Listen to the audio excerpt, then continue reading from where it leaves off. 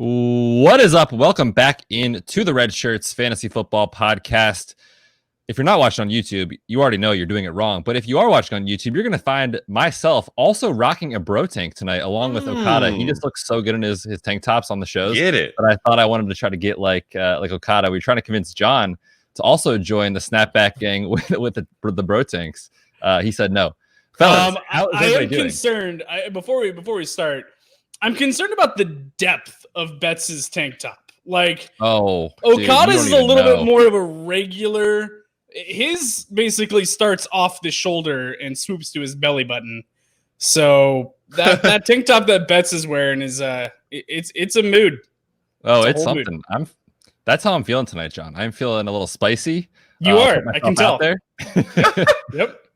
Yeah, if you're not watching on YouTube, you're missing out, man. You're able to see the deep V-neck or the deep tank, as John has said here. Yeah, man, no shame here, fellas. It is hot. I feel so bad for John. How do you live in Arizona? I live in Vermont. It is like 94 degrees today, and I'm sweating profusely. Obviously, no one has air conditioning in Vermont because why would you? And my lord, man, I don't know how you live in this kind of climate. It's freaking Canada with me. I would. It's a seasonable average of 100 degrees today. It'll be 111 on Friday, which could potentially break records. Why? So that's hot, and I don't like spring. It's spring, for heaven's sakes. Yeah. I live in the desert, and it gets hot here, and then it'll be hot for like 4 months. So. I'm going to pose another question. Would you guys rather, so I guess his answer is going to be obvious. Yep. Would you guys rather live in a climate where it is never below 90 degrees and always up to 100, or negative 20 to 0?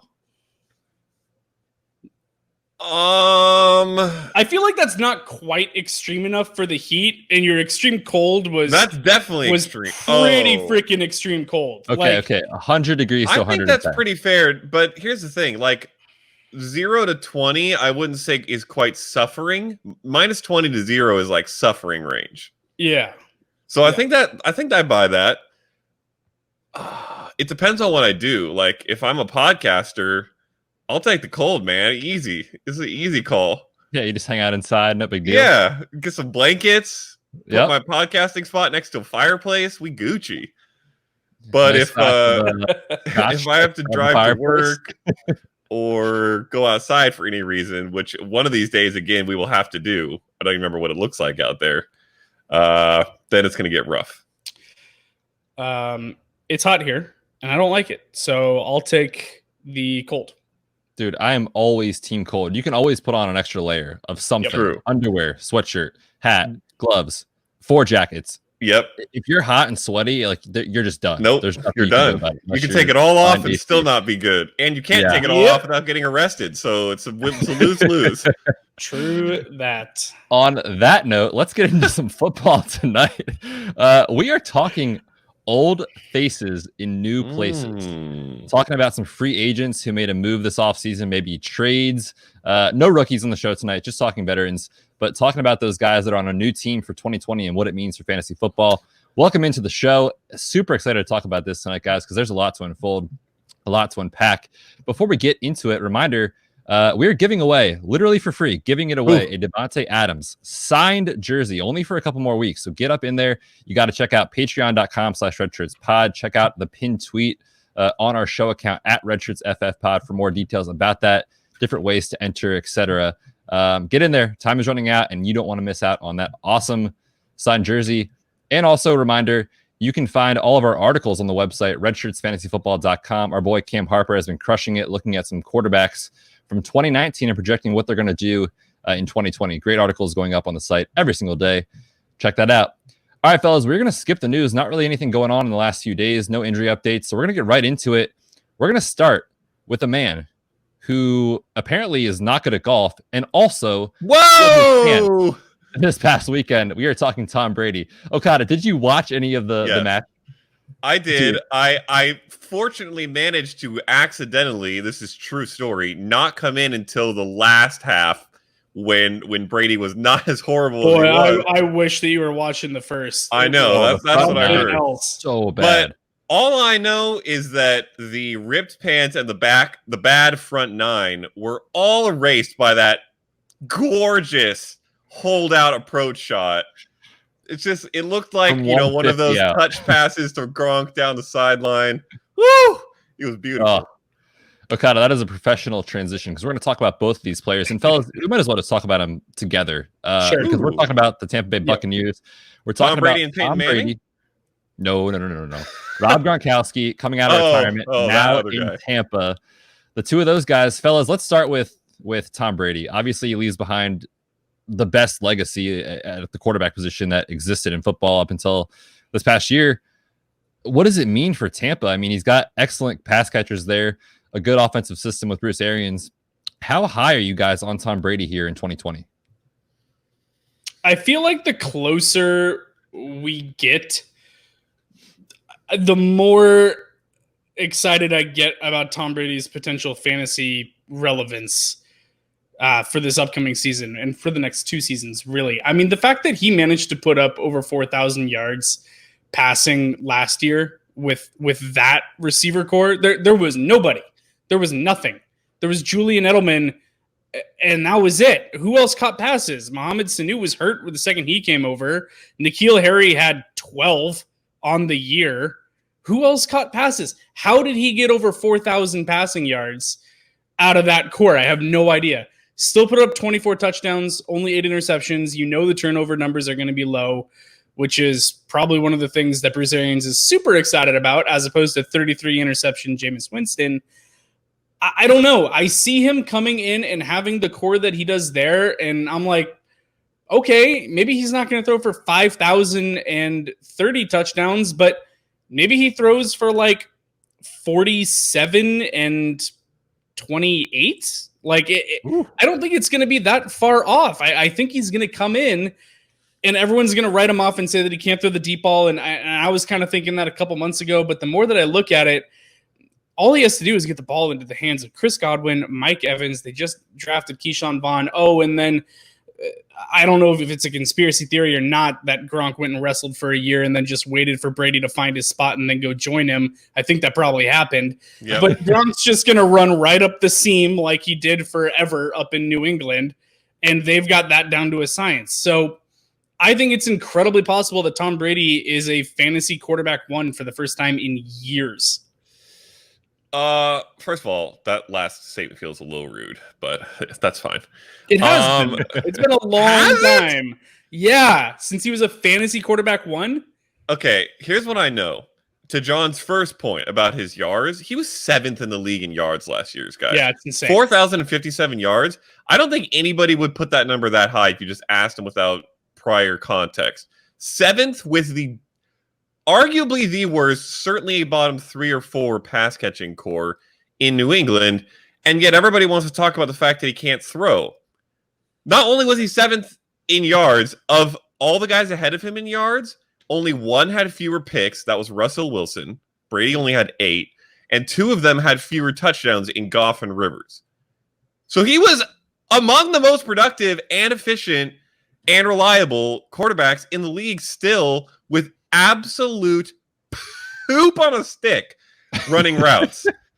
He now goes from legitimately bottom 2 or 3 to legitimately top 2 or 3. Like, that gap is not even close to an exaggeration and cannot be understated, because that is a massive jump in talent at every position across the board, except maybe you could say James White is a little bit better of a pass catching running back than whoever wins the job out of Vaughn and Ogunwale.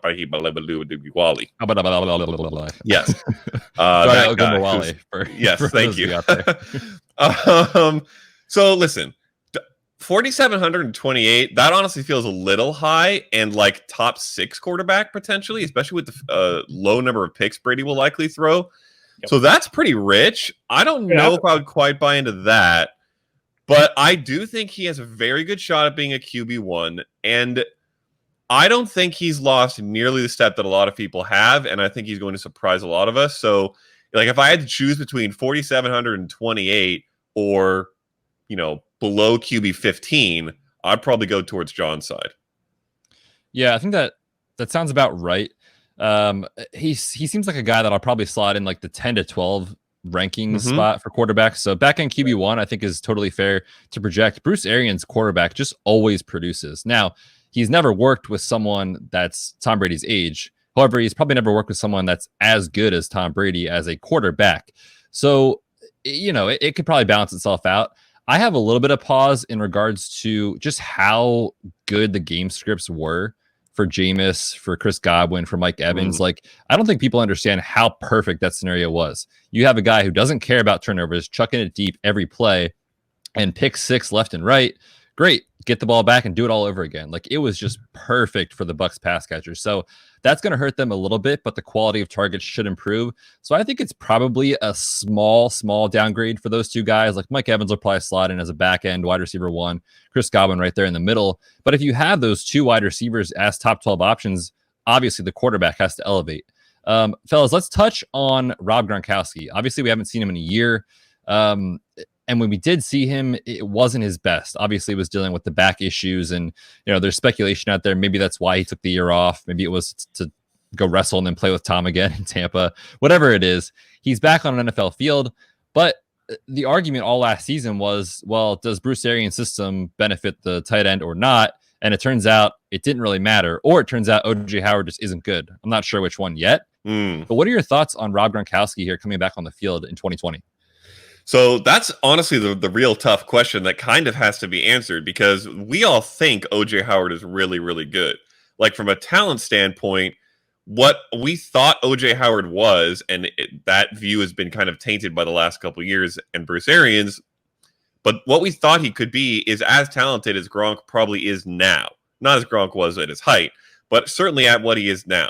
And yet Arians just tossed him to the curb.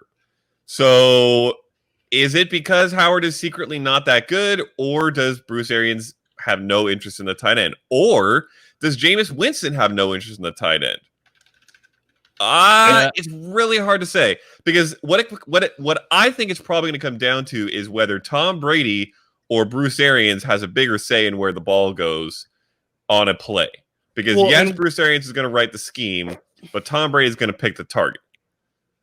Yeah, and what we've been hearing coming out is that Arians has his system, but it would be idiotic to not have the greatest quarterback of all time bring some stuff into it and get feedback from him. What are you comfortable with? What do you want to do? What's it look like? Yes, Arians is going to have his own scheme and system, but they're going to be incorporating some stuff from Tom's back pocket as well. They're going to work together on this. What it sounds like is that they're expecting Tom Brady to learn Bruce Arians' language.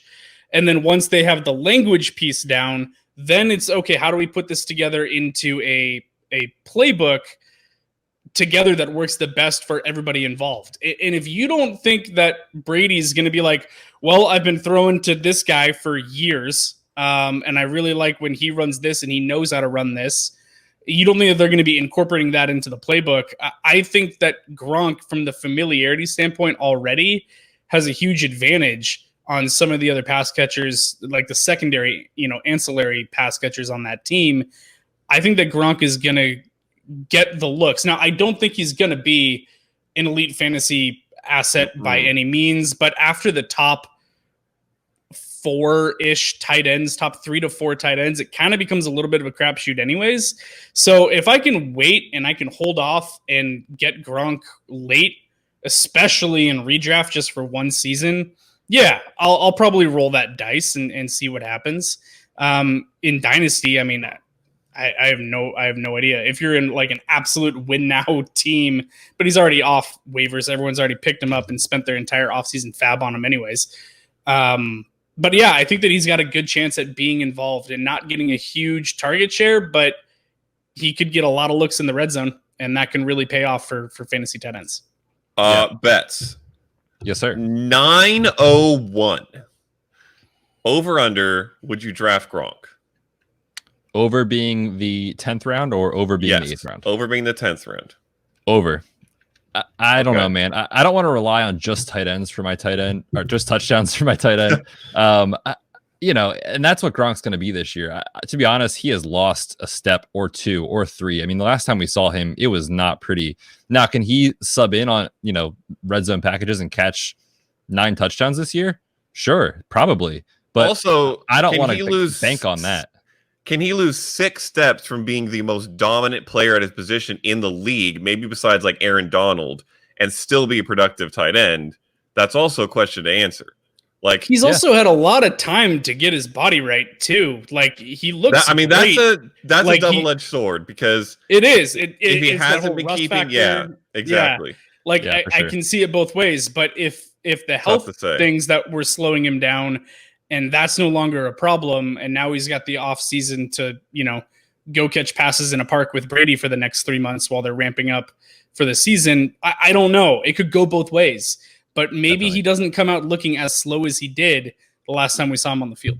I mean, my baseline advice to listeners is basically this. If you play in a league with a bunch of fantasy savants who listen to 4 podcasts a week and read all the Red Shirts articles, then the whole league is probably going to value Gronk where he should be or a little lower rather than where he is by name value. And then I think Gronk might actually be a value, because I think he could be surprisingly good compared to where like our industry consensus might feel about it.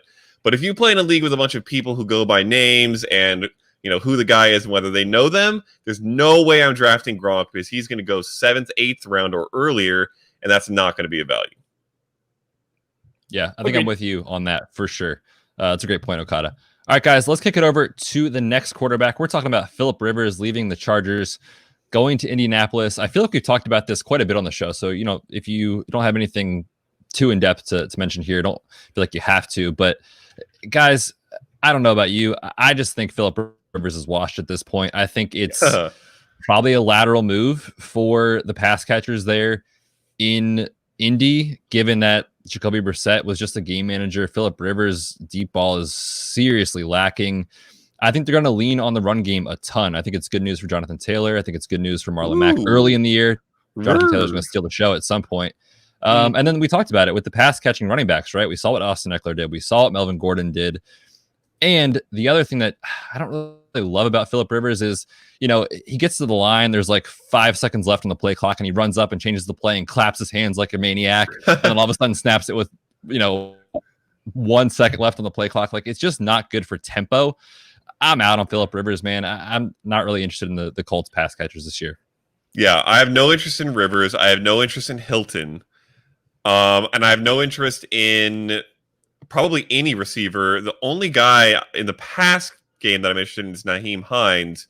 And that depends on how deep your league is. Like, if it's a 10-team league where you have 6 bench spots, you're probably not drafting Nyheim Hines. But if you have a deep league and it's a PPR league and you need to start 2 flexes, I'm probably getting me some Nyheim Hines and liking it. Don't shake your head at me, John. Not so sure about that voice. To be honest. What are you doing? Here we go. I echo the same sentiments. I'm out on Phillip Rivers. I honestly don't know why they brought him in instead of just keeping Jacoby Brissett for one more year. Like, what? Why? What's the point? They think he's a playoff leader who can like raise the locker room to a more culture. Maybe, which is an interesting thought to have about someone who's never done anything in the playoff. Yeah, he has never made a postseason run. Has he won a playoff game? Probably 1 or 2, but I'll check it. All right, Mr. Research, you do that. I don't get it. What's the point? You're in a multi-year rebuild anyways. They drafted Eason this year. 5 playoff wins. Thank you, Mr. NFL.com researcher. They drafted Eason. You know that you're in a rebuild anyways. You traded your first-round draft pick for a stud defensive lineman to shore up that defense. You got your running back. You got a young, fun wide receiver that they think can develop really nicely in Michael Pittman Jr. What was the point of bringing in Phillip Rivers when his arm talent and what he's going to actually do on the field is not, in my opinion, any better than what you already had or what a rookie could do. Like, if you're going to go get the rookie, then bring the rookie in and just be like, all right, let's see what we got and let's give it a try. I don't really get bringing in Phillip Rivers, who is a veteran and he understands the game, but he doesn't turn the ball over any less. Like, this is not someone that's going to be incredible at ball security. It's not going to help your team win big games that way. I don't really get it. I'm out on Phillip Rivers. I'm out on T.Y. Hilton, like Okada said. I'm in on Michael Pittman Jr. for Dynasty, not for redraft. It's not going to be this year. Nope. So, yeah, the only part of that offense that I really want is Jonathan Taylor, they're going to lean on a lot in the second half of the season, I think. Agreed on that front. All right, boys, next quarterback, Teddy Two Gloves, Teddy Bridgewater, goes from New Orleans, didn't really play much there, comes to Carolina to sign as the starter. Guys, we talked about Teddy on our buys and sells. I think it was our fantasy football buys and sells. We brought a narrative to the table. We either bought it or we sold it. And mine was, I think Teddy Bridgewater is going to be a top 15 quarterback. The college system here with the new offensive coordinator, I think is going to be very beneficial. I'll take the dude passing to DJ Moore, to Curtis Samuel, to Christian McCaffrey. Any of those plays, he takes a screen pass to the house, he's getting those points. So I like Teddy Bridgewater as a streaming quarterback this year. I don't think I'll draft him at the exception of some best ball leagues, but I'll take Teddy Bridgewater as a streaming quarterback on a given week if the matchup is right. And I think the tempo is going to be good enough that we're going to have a lot of volume in this passing offense. So let me ask you this question, both of you. I'm going to name a couple tiers of quarterbacks, and you tell me which one you think that Bridgewater belongs in. Stafford, Daniel Jones, Baker, Big Ben, Tannehill, and Goff. Or that's a really interesting tier. Cousins, Garoppolo, Rivers, Locke, Minshew, Darnold, Carr. Which of those two tiers is he? The second tier? The second tier. I think he belongs more in the first tier. All right. I think I would take him next to Tannehill. Again. First tier, Stafford, Daniel Jones, Baker Mayfield, Big Ben, Ryan Tannehill, Jared Goff. Yeah, I got him there. Yeah, I take him in that tier. Now, I ask this because these are Fantasy Pros consensus rankings. They break their rankings into tiers now. That the first tier I read is tier 3, the second tier I read is tier 4, and Bridgewater's near the back end of tier 4, the second tier that I read. I'm taking him up there. Like, Tannehill, Bridgewater are pretty much the same thing to me. Daniel Jones, I think I might rather have Bridgewater. Baker certainly could be much better, could also be worse. I think he's around there. I like him. Yeah, that fits for me. And really, this is going to be an offense that's going to be predicated on getting the ball out, getting it into space, into the playmakers, yards after the catch, scheme incredibly well to get someone open like Christian McCaffrey on a wheel route or something like that. I think that this fits his game incredibly well. Teddy Bridgewater has never been known as a deep ball thrower. And I think that this scheme is going to fit his game. I'm looking right now at DJ Moore. Last year, DJ Moore's yards after the catch per reception was only 4.4. The year before that, in 2018, it was 7.7. I think that last year, the terrible, terrible quarterback play that they had there hurt his ability that way. I feel like you get Teddy Bridgewater in there who can be accurate and on time and on pace and get the ball to the people who it needs to be. We're going to see a ton of bounce back in the yards after catch for DJ Moore, and we're also going to see it for all the other playmakers in that offense as well. I feel like it's not going to be predicated on him hitting the deep ball a ton, and I think this is a really good system for his skill set. I like him as a quarterback, too, in a super flex league. Okay, interesting question. I'm throwing out some questions on Teddy Bridgewater. I love it. Why. I love it. Yeah. DJ Moore has been closing in on wide receiver 1 territory with doo-doo quarterback play, and I'm talking going back to Cam. Yeah, that's right. Yeah, I said it, Cam. Well, that version of Cam, yeah, for sure. Exactly. Does Teddy Bridgewater, and this is the weirdest thing to ask, potentially elevate DJ Moore into like the elite category this year? Yeah, I think so. I think that he's going to get pumped with volume. Like, the target share that he's going to have is going to do it very well. The scheme should be incredibly creative, coming from Joe Brady, who led that LSU air raid last year. I like the scheme that Brady brings to the table. I think that Teddy Bridgewater DJ Moore should be top 5 NFL in targets, in my opinion. Ooh. I think that he is going to get peppered with targets. They're not going to be deep targets, but it's going to be great in PPR, and his yards after the catch ability is going to help him a lot. I think that DJ Moore has a very real chance. If I have to put my flag in one camp, yes, I think that Teddy Bridgewater elevates DJ Moore to be a wide receiver one. I was going to say, I don't think it matters. Like, what he did with Kyle Allen, like, the dude is a stud. He's an emerging star in this league. And Teddy Bridgewater is a better quarterback than Kyle Allen. So to answer your question, if you're picking those two quarterbacks, obviously it's Teddy B. So does he elevate DJ Moore? Yeah, a little bit. But I think the dude is going to be a producer year in and year out in PPR formats, no matter what. I mean, he is an emerging superstar in this league. And like John said, going to be peppered with targets in an up-tempo offense that, if they were an NFL offense last year with LSU, would have ranked first in the entire NFL in plays per game. So I'll take volume. I'll take an elite explosive player, and I'll take a quarterback who's pretty accurate and get him the ball. So yeah, I think that's a great call there. Definitely a big DJ Moore fan this season. All right, fellas, last quarterback we'll talk about is going to be Nick Foles. He goes from Jacksonville, played like 1.5 games, to the Bears. Fellas, what are we doing with Nick Foles? And more specifically, what are we doing with the pass catchers in Chicago? We are sending him to caddy for Peyton Manning. That's what we're doing. Yes. Because... yes, it was the greatest burn of that entire show. That was solid. Here's the thing, guys. Man. I think it's... Okay, I'm not going to say I think it's more likely. If I have to choose my prediction, I'm saying he's going to be more likely to be caddying for Peyton Manning than starting for the Bears.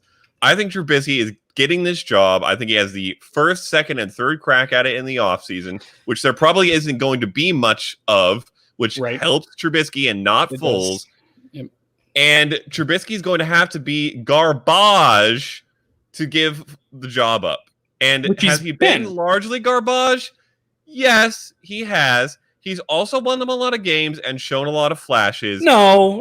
Yes, the defense won them games. He did not do they anything. Won games with Trubisky at quarterback is what I mean. They could have won with a limping Cam Newton under quarterback. I understand that, but here's the thing. If a team goes 11-5 and it was the defense and we all know it, it doesn't matter.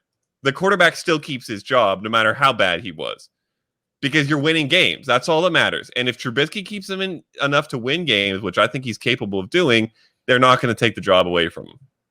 So Foles can eat some bench, as far as I'm concerned.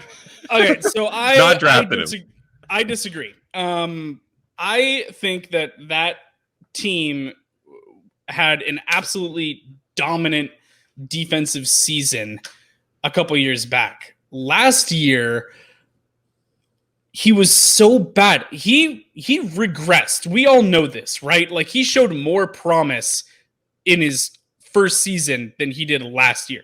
He did get hurt a little bit last year too. He did. Correct? Okay. Yep. Dislocated his left shoulder. Yeah, he dislocated his shoulder. Theoretically hurt at times last season. The hip injury, that was a question mark. They pulled him for the that. The shoulder was real. The hip, yes, I do not think was real. Yes, I know the shoulder was real. He looked so bad. One of the reasons that defense took a step back last year is because they were asked to be on the field so much because Mitch could not sustain drives. He couldn't do anything. I remember watching, I think it was a Thursday night game. It was a primetime game of some kind. Allen Robinson was literally waving his arms, jumping up and down on the sideline without a defender within 15 yards of him. And Trubisky never saw him. Never even saw him. It was rough. Now listen, I think that what they're doing this offseason is saying, okay, we're going to light a fire under Trubisky's butt.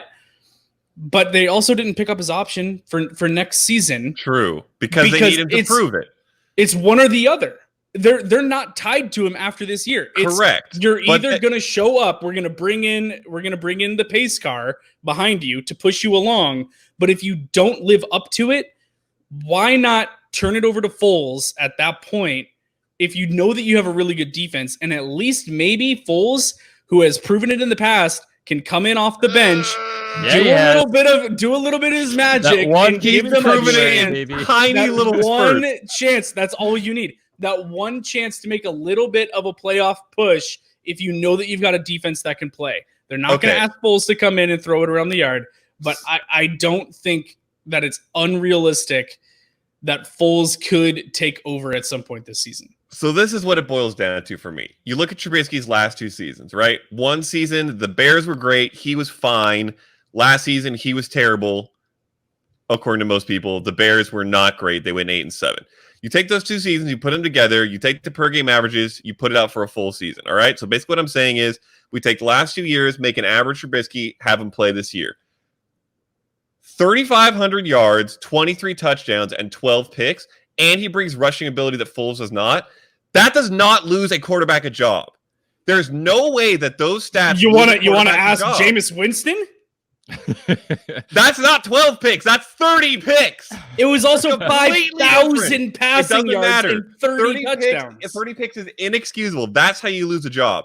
That 30 picks is exactly how you lose a job. 3,500, 23, and 12 is not how you lose a job. There's no way he loses a job to Foles with those numbers. Foles is not going to beat him any better than that. Can we just talk about the fact that Jameis Winston actually came out at the end of the year and said, I don't know if you saw the numbers. I was balling. He was balling. Shout out to the confidence of Jameis Winston. It's like listen, so Uncle I think we need to make a bet on this. Go throw it we should add this. We're going to add this to the bets. I don't know what it is, but listen, here's my take on the situation. I think that entering 2020 training camp, whatever that looks like as of the end of May, whatever that looks like in August, I think it's going to be Mitch Trubisky's job to lose. Yeah. And I think he does. Dude, I don't know, man. You have to be we have seen a lot of bad football from Mitch Trubisky. It's going to take one game. And he has been. One game where he throws 4 picks in one game. Yes. And he's not going to take one game. Not with his draft capital. Not with what they invested in him. One game is already not. They've given him the leash. I think it's going to be a month. Yeah, I'm not saying it happens week 1. It has to be a month of horrible quarterback play, like bottom 5 quarterback play, which those numbers I just read are not. So he has to get worse this year. No. He just has to do what he did last year. He won't lose his job. You averaged the 2. That's not what we're here to talk about. We're here to talk about the pass catchers. So whoever is at quarterback, I mean, do you guys think Mitch Trubisky playing is better for Allen Robinson, or do you think it's Nick Foles better for Allen Robinson? Foles. I think it's a wash. It doesn't matter. Foles. The dude's a stud. He finished 3rd in the entire NFL at wide receiver in targets, wide receiver 10. And we just talked about the concerns with Trubisky's play last year. Nick Foles could come in and be the exact same thing, and it wouldn't matter at all. So Allen Robinson's a guy that I'm going to be higher on than consensus for sure, even with the quarterback concerns this year. Fellas, I feel like we're going to have that debate like 47 more times this summer. I can't wait for it. Probably into preseason. Should we make a bet? More fantasy points in 2020, Mitch Trubisky or Nick Foles? Oh, hell yeah. I'll take it. Yes, I will take that. All right. Okada is on the Trubisky side. John and I are on the Foles Are we side. saying barring injury or even including injury? All right. Straight up. I'll take Trubisky. Straight up. I'm taking Foles. Yeah. Oh my God, this is gonna be so fun. I can't wait to take all of Okada's money that we're not really gambling for. All right, fellas, we are going to pause for just one quick second and thank the sponsor of today's show, a new sponsor. You guys know this. And listen, let's be honest. If you're listening to our podcast, you know the fantasy footballers, and you're going to buy the ultimate draft kit. So why not use our link? redshirtsudk.com is the link for the fantasy footballers draft kit. Listen, guys, this is second to none in the industry. And I'm fortunate enough to say that I put my work into it as well. You can find my injury report section in the ultimate draft kit. And guys, a little, behind the scenes peek. The app for this year is absolutely insane. It is so sick. You're going to want to buy it. You're going to buy it anyway. So you might as well help out our podcast by supporting the fantasy footballers. Check that out at redshirtsudk.com for the link. And obviously lots more info in the draft kit as well, besides the injury report, which no bias is probably the best part of the report. No, just kidding. Those guys crush it every single year for obvious reasons. Go check it out. All right, fellas, we're going to get into the running back position. Super excited to talk about these names here. Let's start with Todd Gurley. He leaves the Rams. He is now on a 1-year deal in Atlanta. I believe we talked about this player with Okada either last episode or the episode before in regards to being pretty bullish on Todd Gurley this year. I'm going to kick over to John first on this one. John, what are your thoughts on Gurley in Atlanta? I love it for the fit. I think that it is absolutely if it wasn't going to be the Rams, this is the other offense where he has the potential to have the same workload. He has the potential to get the receiving work. He has the potential to be utilized heavily in the red zone in what should be really pass happy game script, which doesn't hurt him because he's so proficient in that aspect as well. So if the games get away from the Falcons a little bit and they're in 2-minute drive mode, he's staying on the field for that to be utilized as a receiving option, to be utilized in the red zone. So I think that it is a really good landing spot for Todd Gurley. Now, they gave him just the 1-year contract. There are very much so realistic concerns about his health, his knees. To me, and I mentioned this the last time that we talked about Gurley as well, to me, the biggest concern is that they are going to ride him into the ground, which if he holds up and he stays healthy for the full season, fantastic. There's a realistic possibility that he could finish as a running back 1. That could absolutely be within the realm of possibility. There's also a possibility that they work him so hard because they have no one else behind him. Nobody. Peter Smith, Quadri Ollison. That's what we're talking about behind him on the depth chart. That is, as Okada would say, doo-doo butter. It's so bad. Spread it on that toast. Gross. So gross. Just like that backfield. It is so gross behind Todd Gurley. So my concern is that they're not going to feel like they can spell him much, where it's going to be him getting the workload. And if he can't hold up and he gets injured, it is a crash and burn halfway through the season, week 10, week 12. We don't know. Maybe it's during your semifinal game. I have no idea. So the injury concern scares me a lot, which really lowers his ranking for me. But the great thing is his risk is already being baked into his ADP right now. So I am okay taking that shot on him as my second running back at his ADP because everyone is so weary about the health problems. There's a very real possibility, like I said, that he gets a ton of touches and he finishes as an RB1 this season. But I also have a lot of concerns about the injury there. Okay, I'm going to ask you guys a question, all right? Where does Todd Gurley get his value? Primarily. I was hoping you would bring this up because that is in the pass catching game, and the LA Rams screwed him last year with targets. They screwed him. So few targets. What do you mean? I just looked it up. 49, is that the number? I think so. That sounds right. On the That's year? Disgusting. So bad. He should have double that legitimately. Yeah. I don't think there's any way that he does not get an upgrade in the pass catching and target department. I don't think there's any way he doesn't get an upgrade in the overall offensive potency department over last year. Obviously, a couple years ago, they were the best in the league. And even his offensive line is going to get an upgrade over last year because the Rams were the second worst offensive line in the league last year. So unless the Falcons end up being the worst, which to be fair, they're not very good at pass protection, but they're okay at run blocking. Then he's going to get an upgrade there. Here's something interesting for you guys, all right? Mr. Researcher, as you like to call me, John. Since Gurley entered the league, the Rams running backs have 70 total scrimmage touchdowns, all right? That's since 2015. That's tied for 11th in the NFL. Not bad. Solid. Todd Gurley has scored a lot of those. Quite a few. Not bad. Would you like to take a gander at where the Falcons rank on that list? In terms of touchdowns? Touchdowns by the running back position. I'm going to guess they're fourth in the NFL. I'm going to go second. Oh, if you took you guys and combined them into one person, which is basically me, you would have been third, and that is where they are. Third most touchdowns from the running back position since Gurley entered the league. He brings his touchdown scoring ability, which is by far the best of any run back in the NFL. He certainly has been, unless he's suddenly lost the ability to score touchdowns, which I doubt. And you're looking at another 15 touchdown season easily. You can't not be an RB1 with 15 touchdowns unless you have 2 yards per carry, which he's not going to have. So Gurley undervalued. Love it. Yes, please. Yeah, I think everything you said, John, is spot on. Like, if we were like, you know what, Gurley's knee is great, we have no concerns. Like, he'd be a first round pick.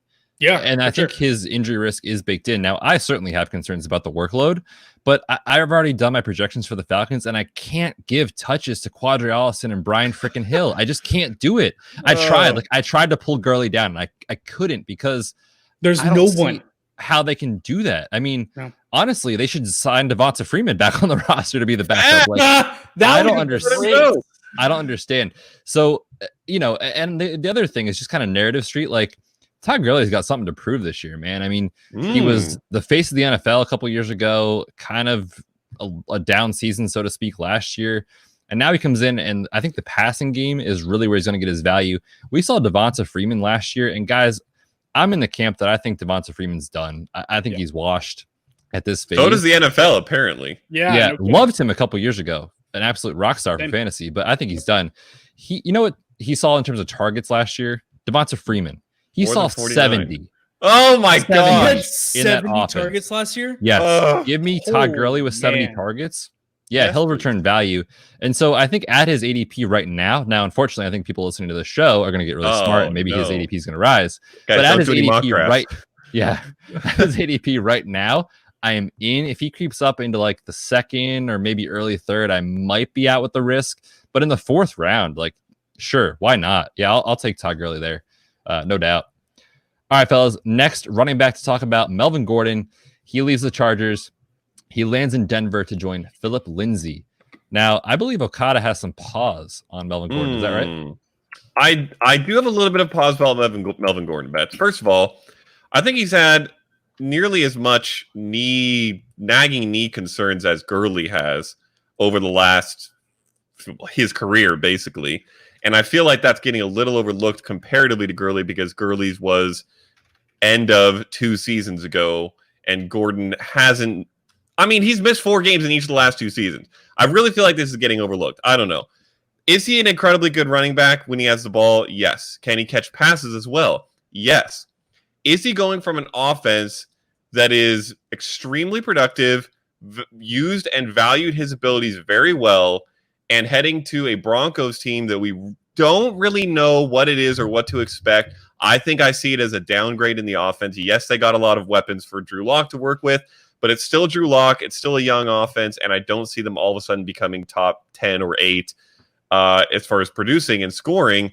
And that's what I think you need from Melvin Gordon. He's a touchdown guy, like Gurley. And you still have Philip Lindsay, who has been very, very good, efficient, and productive for this team. I do not see Gordon becoming a bell cow by any stretch of the imagination, and I don't see him having the same production on the amount of touches that he had when it was him and Eckler in LA, where he was still good enough because he was on such a high-scoring offense where he could score 15 touchdowns a year. I don't see that in Denver, and so I don't think it makes up for the existence of Lindsay like it did in LA, making up for Eckler. And so I have him a little bit lower, I think, than consensus. I have him lower than Gurley, which I think is anti-consensus. And he's going to be maybe around the RB 15 to 18 range instead of the RB 12 to 15 range for me. I hear what you're saying. I have him closer to that 12 to 15 range instead of lower. I think that I have talked myself into Gurley being above Gordon, though. Ooh. You have or I have? Adjustment. What? Or we both have. Everybody. The collective. The group think, as people like to call it. True. But I do think that is, I think that I've talked myself into Gurley being above Gordon. I've had Gordon above Gurley for most of the offseason. But I do think that they are giving a little bit more of a financial investment to Gordon, which I think bodes well for him and his workload. They're not going to expect Lindsay to just go away, but Lindsay was also an undrafted free agent who they haven't paid yet. So there's a very realistic possibility that if Gordon comes in and Gordon's balling, I think that he leads that backfield in touches. I think that he's going to have plenty of opportunities. And yes, it's going to be a committee. Most backfields are these days, but I do think that offense, boy, they are sure trying to make that offense a thing. Yeah, giving all those weapons to Drew Lock and asking him to take a huge second-year leap, which they are. by bringing in Jerry Jeudy, by bringing in KJ Hamler. They still have Noah Fant there. They brought in another tight end, Alberto, behind him. And, Cortland Sutton as well, who, to me, Cortland Sutton is not that far behind DJ Moore, just tying back to our prior conversation in terms of young wide receivers that are ascending quickly into potential superstar territory. I think this offense, they are going to just send it all the time. I think that there is going to be a lot of scoring opportunities to be had for Gordon. And I think that he's going to be the one, obviously, that gets a majority of those chances when they get down there in the red zone. So I'm going to have him probably just outside my 12, but I think I can't get him any lower than 14, 15. Now, Beth, you're more of a truther. Is that correct? I pretty much would echo everything John just said. He's going to probably fall in my top 15, but I don't think I'm going to rank him as a running back 1. Okay, that's interesting. So this is what it comes down to for me. So I pulled up ADP, right? Nick Chubb is going at RB10, middle of the second round. Melvin Gordon is going at RB11, end of the second round. Oh, Nick Chubb. Nick Chubb is a better running back than Melvin Gordon. Kareem Hunt and Phillip Lindsay, maybe a toss-up. And the Browns' offense is better unless the Broncos take a massive step forward. They're not. Unless they're not. I mean, even if they're just a little bit better than last year, they're still probably going to be better than the Broncos. I understand they had a lot of talent, but they're not going to suddenly become top 5. How is this even close? I don't understand. I agree. No? I can't argue. Like, I don't know that I would say Phillip Lindsay and Kareem Hunt are comparable. However, I would say that I agree with what you're saying. They're going to run the ball so much in Cleveland, and Nick Chubb is going to be the focal point. Yes, Kareem Hunt's going to get work, but I think Nick Chubb is just a better player, and I think they have a better offense in general. You know, I'm in on Melvin Gordon if I can get him as running back 2. Yes, definitely. Will I take him as running back 1? No.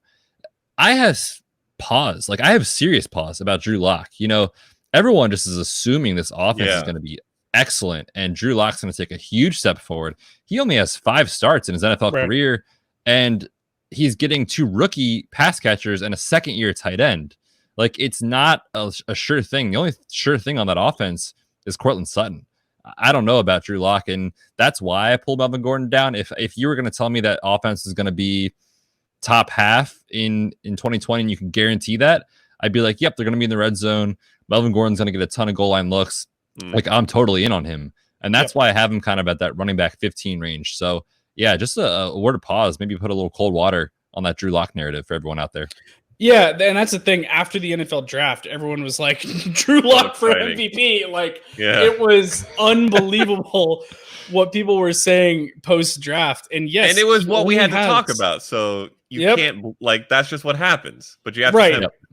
I get it, but yeah, chill out. Like, the dude's most famous right now for rapping on the sideline, not anything that he's done on the football field. Which is so fun. It's great. I love it. I love him as a guy, rooting for him, hope that he does well. But, like, yes, they are hoping that he takes a massive second-year leap.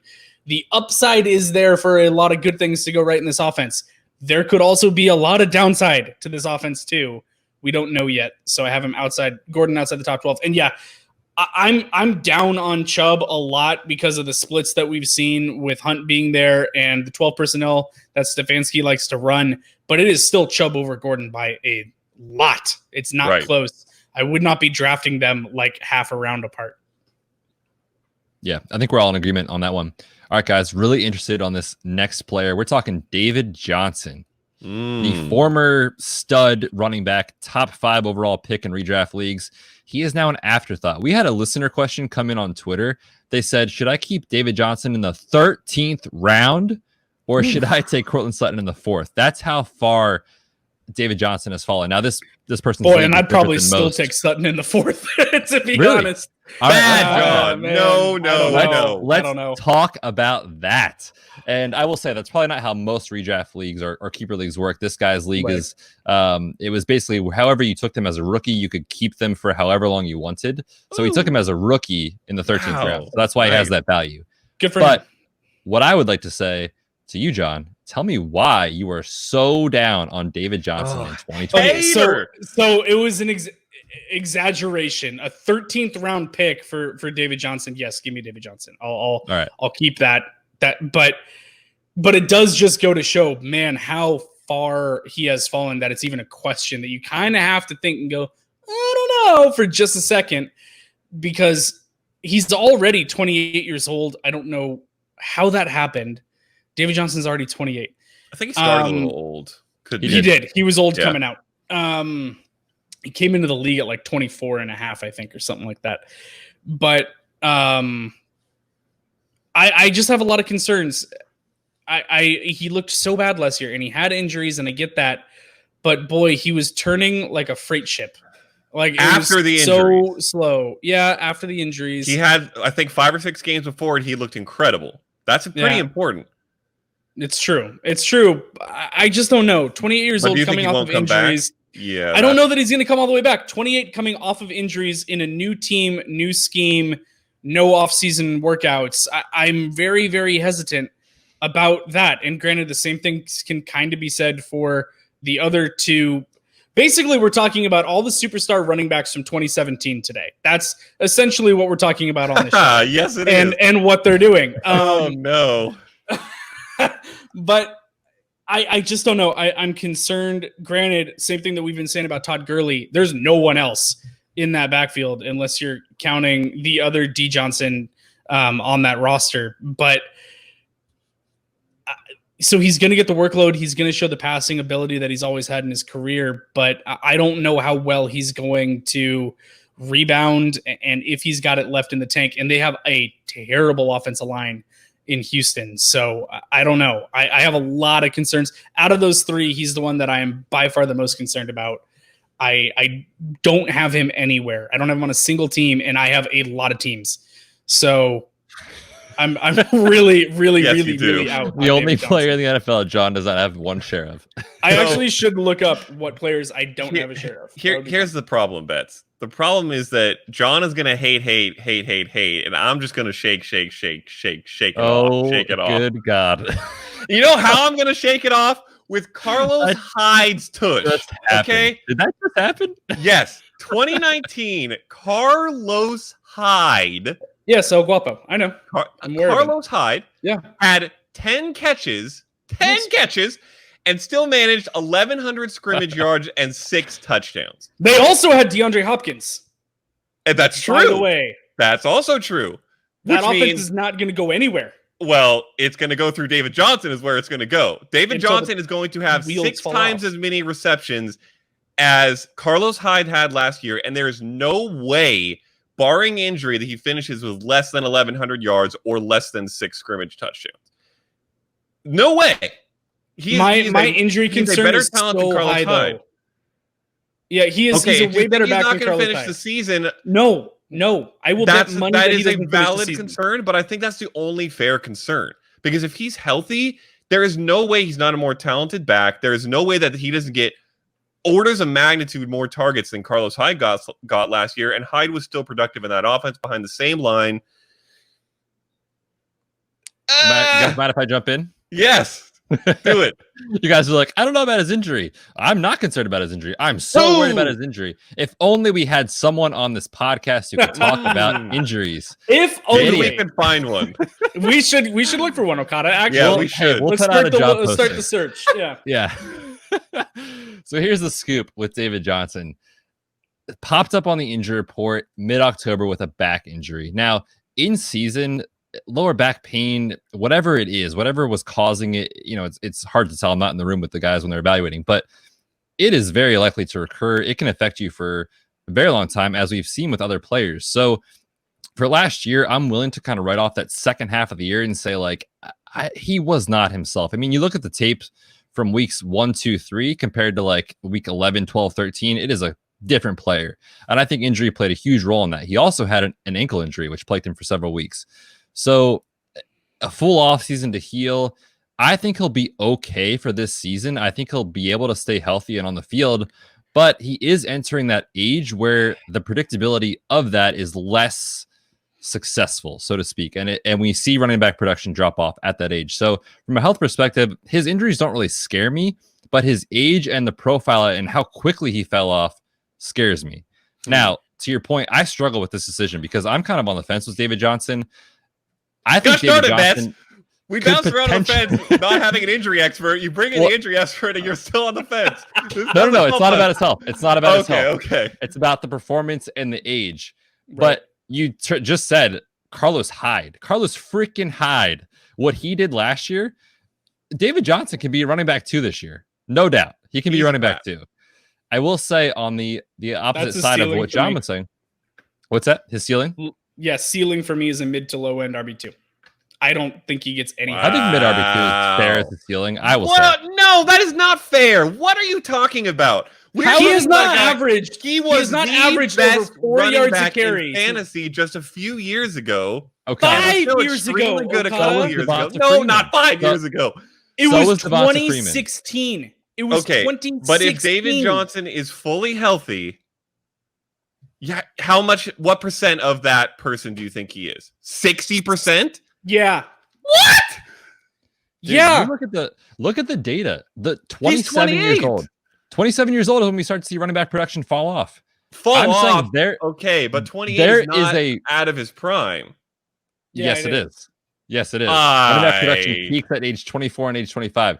There's a realistic scenario, and I'm not saying I believe this, but it's in the range of outcomes. And so when you talk about fantasy football, you have to factor in the best of the best and the worst of the worst. There's a range of outcomes where David Johnson is washed. That is in the realm of possibility. I'm not saying I believe it. It is in the range of outcomes. It is in the realm of possibility, and that's why it's a risky pick in fantasy. If you could tell me David Johnson is going to be 2016 David Johnson and get 250 carries, he's a first-round pick, right? Sure. But that's not what we're talking about. I will say, though... 2,000 scrimmage yards once, and everyone wants to crown him as being the GOAT of fantasy football. He had one all-time season 5 years ago, has not averaged over 4 yards a carry since 2016. He's not been a long time. I just pulled up his game logs from last year, guys.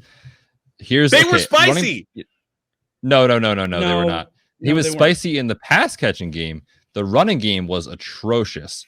Yeah. Here's the yards per carry. And again, that's not the best statistic, but here it is. It wasn't great. 4.6, 2.0, 3.4, 3.6, 5.4, 2.8, 2.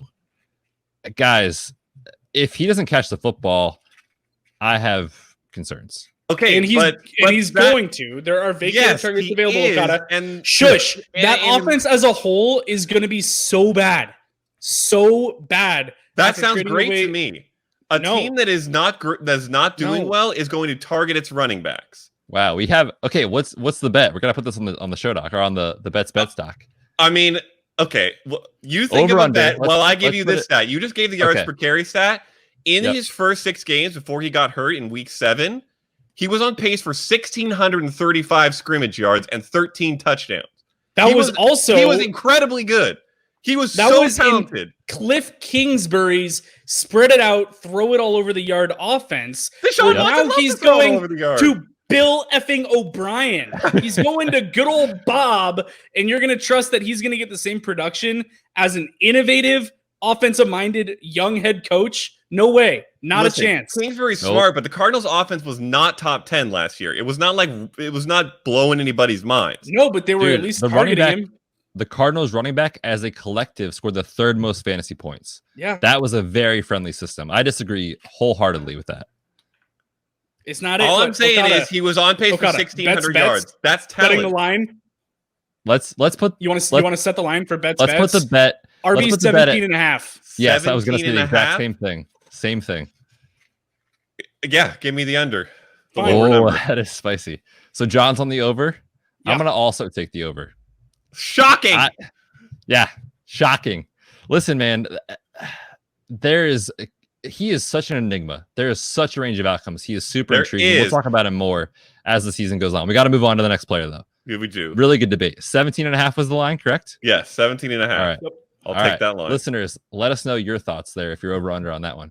Although I will say I'm being very soft on that line because his ADP is running back 25. But okay. Still, I said low to mid. I said low to mid RB2, and you're like, what? Blasphemy. You said that was his ceiling. It is. He's being drafted we're talking about at his average. Yeah, he's being drafted where he should be. His ceiling is RB17. Poppycock. Nope. We will move back to this at a later date. We can have a David Johnson podcast next week. Yes, fellas, we are already almost at an hour. We're going to pick one more running back from this list, and then we'll cover wide receivers and tight end on our next show. I'm going to take a step forward and just say, like, we're going to skip Carlos Hyde because we talked about him on our last podcast. If you're interested in our take on the Seattle backfield, go back to the last episode. We talked about Chris Carson. We talked about Carlos Hyde with the signing there. So out of Jordan Howard leaving Philly to Miami, Matt Breida also in Miami now from San Francisco, and Chris Thompson from Washington to Jacksonville. Which one of these running backs do you guys want to discuss? I want to go Thompson personally. I also want to go with Thompson, but if we all agree to that, can we just say briefly draft both of the Dolphins running backs at their ADP because they could both return value? Does anyone disagree with that? All right, then let's say that. And we did that. Chris Thompson in the last PPR mock draft. We took we took Jordan Howard in like the 10th or 11th round. So yes, both good values. Stealing. But let's chat about Chris Thompson in Jacksonville. What do you guys think? Love it. If you're drafting now, smash the draft button on Chris Thompson. I don't even know what his ADP is. Can someone pull that up while I talk about how Leonard Fournette is likely? I won't say likely. There is a good chance that Leonard Fournette is gone by the time the season rolls around. The team doesn't like him. I don't think he likes a team. I don't think that they want to run an offense where they have to feed him 300 carries, which is what they feel like they're forced to do with him. What they want to do a Gardner Minshew exciting system, and I don't know how it's going to look yet. They might be the worst team in the league, honestly, and the offense might be crap. But as I just mentioned, when your team is terrible, it's good for your pass-catching running backs. And Chris Thompson is an extremely good pass-catching running back. In a PPR league, he is going to return value this year, even if Leonard Fournette does not leave. And if Leonard Fournette leaves, you're looking at Raquel Armstead, or Reichel, I think the Q is soft. Reich or hard? Not important. I think it's Reichel. All right, we'll have to confirm that as well. But Mr. Armstead, very important, a second-year running back that did nothing last year, and Chris Thompson, a guy who's been very productive over the course of his career with his touches. I am drafting him all over the place in best balls. Yes, please. When the season rolls around, if Fournette's still there, if Fournette's not still there, he is going to be a value. Look for Chris Thompson in your PPR leagues. I'm sorry. I was trying so hard to pull up an ADP, but everywhere I look has him like nowhere to be found. Yep, so I see the same. I'm still looking. Like that means he's behind guys like Adrian Peterson. Yeah, Gus Edwards. That does not surprise me at all. Huge value. I mean, wherever you want to take him late, I guess. I'm not seeing a number. Last pick of any draft you're in right now. That's unbelievable. And trade for him in dynasty leagues. What do you give up to get Chris Thompson bets? A high third? Oh, mid-third. Mid-third? Easy! Give me! Yeah, I'll take that all day. No one wants him. Yeah, he has some real potential to be a sneaky PPR play. His receiving ability is very good. And yeah, like what Okada was saying, if Fournette goes, like Chris Thompson could just walk into being an RB2. Like he's not going to be an RB1, but I do not think that is exaggeration. Absolutely, he could walk into being an RB2 if Fournette's not there. Now, Betts, he has dealt with a lot of injuries. Do you have ongoing concerns with that or not really? Oh, yes, very much. I mean, cold water on the his injury list. We could do an entire podcast. No. Yeah. It's quite a bit. But he's free. That's the difference. Yes. Like he's free compared to David Johnson. When you can pick up a player off of waivers after your draft, injury risk doesn't really matter. But yes, I do have concerns. And I'll put this out there too. You know, I put the projections together yesterday for the Jaguars. And I found myself in a conundrum because I said, wow, Leonard Fournette, this is weird. Like 48 targets, 26. I can't remember the numbers off the top of my head. The first two seasons in the NFL, last year, 100. Like something's off there. And then I said, okay, what's the offense look like? We have Chris Thompson coming in. He hasn't had less than 50 targets since 2015. And I put that out on Twitter and I said, which side gives? and people were outraged. They're like, are you seriously considering Chris Thompson a fantasy asset? How is he going to take any work from Leonard Fournette? And they said, he's never on the field. And I said, that's true. And those numbers are not a 16-game projection. That's like 10 games. So if for some reason Chris Thompson stays on the field for 14, 15 games, 16 games, he's going to take a ton of pass catching work from Leonard Fournette. I think it's a massive hit to his value. And then you also consider now we have Laviska Shenault, kind of a gadgety type player, might be used that way in his first year in Jacksonville. He's going to get some work out of the backfield too. He's going to take some targets. So, yeah, man, I think Chris Thompson is really interesting. Like last pick of your draft, pick him up off waivers if you miss out. Yeah, in PPR formats, he'll be a flex play on any given week if he's on the field. Now, that's the question, is how much? That is the question. And he's also reunited with Jay Gruden, who was with him up in Washington, who's now the OC for the Jaguars. So he knows how to use Chris Thompson already. Even if Fournette is still in the picture and around, I just have to feel like they're going to be like, hey, if we can get the ball into this guy's hands 5 to 8 times a game, mostly in passing, then I think that he's going to be something that they're going to want to utilize in that offense. So, yes, if he can stay on the field, which is a question, but again, he's free, so take the shot. If he gets hurt, you can drop him. Right, no exactly. Worries. Yeah. Lovely. All right, fellas, let's close it out on that note.